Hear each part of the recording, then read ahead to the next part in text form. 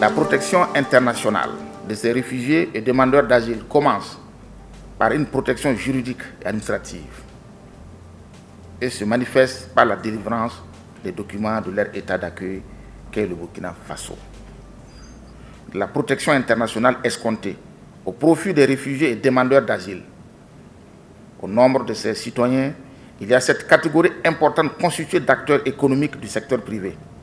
Il est donc impérieux que l'État et ses citoyens en général et les acteurs économiques du privé en particulier aient la même compréhension de leurs rôles respectifs pour ne pas pénaliser les agents économiques, voire entraver l'essor économique du pays. Lorsqu'on quitte son pays, souvent on ne quitte pas avec de la documentation. Même quand on quitte avec de la documentation, c'est parfois des documents de l'État dans lequel on vivait. Et quand on arrive dans un autre État, normalement, on doit effectivement se faire délivrer un certain nombre de documents. Et le premier document que nous délivrons effectivement à un réfugié, du moins à un demandeur d'asile, c'est ce qu'on appelle l'acquis de droit. Mais les documents essentiels pour lesquels effectivement nous sommes appelés à échanger avec les acteurs ce matin concernent essentiellement, si vous voulez, la carte d'identité du réfugié qui est délivrée par l'ONU. Il y a également le TVC, qu'on appelle titre de voyage du réfugié ou de la convention. Chez nous, nous l'appelons le passeport du réfugié, qui est délivré effectivement à tout réfugié demandeur qui vit au Burkina du moins et qui en sollicite pour pouvoir se déplacer hors du territoire national.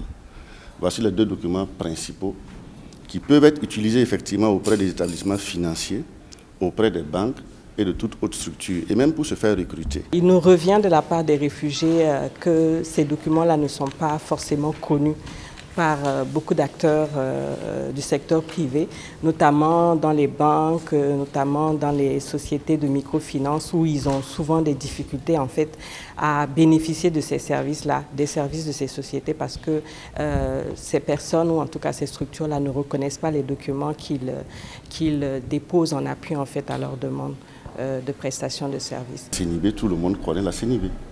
Vous prenez le passeport national, tout le monde connaît le passeport national. Donc, il va de soi qu'effectivement, les établissements ne connaissent pas ce type de documents. Deuxième raison, il y a également les textes.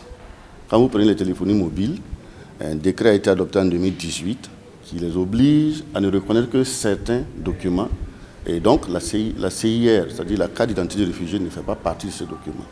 Le TVC, donc le titre de voyage, la convention, ne fait pas partie effectivement, de ce document. Donc, c'est tout à fait normal que ces établissements ne puissent pas reconnaître. Mais nous sommes en train de travailler avec le département en charge des questions de sécurité pour que tous ces textes-là puissent être utilisés.